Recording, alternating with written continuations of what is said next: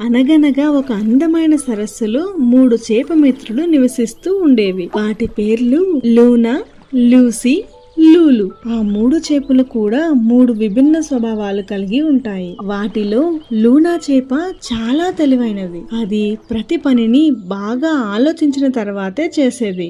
ఇక లూసీ చేప తెలివితో పాటు సమయస్ఫూర్తితో ఎప్పుడూ ఉత్సాహంగా ఉండేది. కానీ మూడవదైన లూలు చేప మాత్రం ఎప్పుడూ కూడా విధినే నమ్ముకుంటూ ఉండేది. ఒకరోజు లూనా చేప సరస్సు ఒడ్డున 2 చేపలు పట్టే వాళ్ళని చూసింది.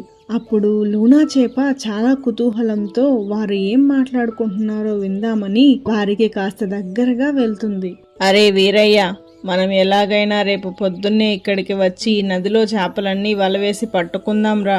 సరే కృష్ణయ్య, మరైతే రేపు ఉదయాన్నే వచ్చేద్దాం. లూనా చేప ఆ జాలరులు మరుసటి రోజున ఆ సరస్సులో చేపలు పట్టుకోవాలని అనుకుంటున్నారని వారి మాటల ద్వారా తెలుసుకుంటుంది. వెంటనే అది మిగతా 2 చేపల దగ్గరకు బయలుదేరుతుంది. లూసీ, లూలు, మీకు ఇది తెలుసా?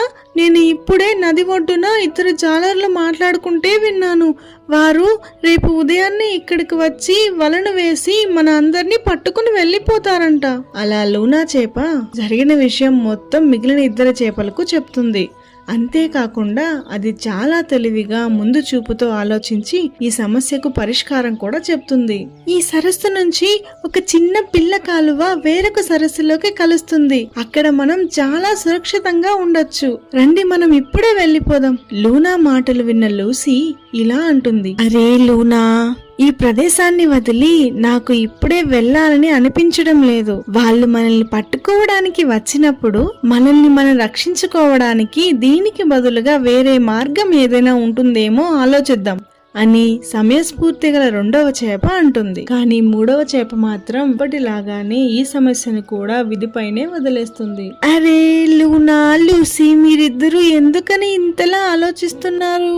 ఏది జరగాలని రాసి పెట్టి ఉంటే అదే జరుగుతుంది. కాబట్టి మనం ఇంతలా ఆలోచించి బాధపడడం వ్యర్థం. మనం ఎన్ని ఆలోచించినా విధిని అస్సలు మార్చలేం. వివేకం గల మొదటి చేప మాత్రం అపాయాన్ని కొని తెచ్చుకోవడం ఇష్టం లేక తక్షణమే ఆ చిన్న కాలువ వైపుగా వేరే సరస్సు లోపలికి వెళ్లిపోతుంది. కానీ మిగిలిన 2 చేపలు మాత్రం ఇంకా ఆ సరస్సులోనే ఉండాలని నిశ్చయించుకుంటాయి. లూనా చెప్పిన విధంగానే మరుసటి రోజు ఉదయాన్నే జాలరులు వచ్చి ఆ సరస్సులో చేపల వలను వదిలి వెళ్తారు. లూసీ ఇంకా లూలులతో పాటు నదిలోని మిగిలిన చేపలు కూడా చిక్కుకుంటాయి. వలలో చిక్కుకున్న లూసీ చేప తనను తాను కాపాడుకోవడానికి వెంటనే ఒక ఉపాయం ఆలోచిస్తుంది.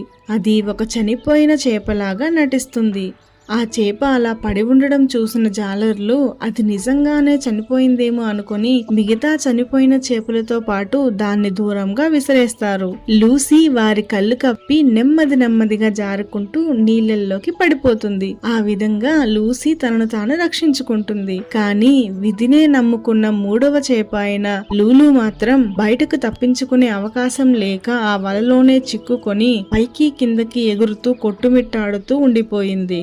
అది అలా కాసేపటి తర్వాత చనిపోయింది. కాబట్టి ఈ కథ ద్వారా మనం తెలుసుకోవాల్సిన నీతి ఏమిటంటే అన్ని విషయాలను విధికే వదిలేయడం మూర్ఖత్వం.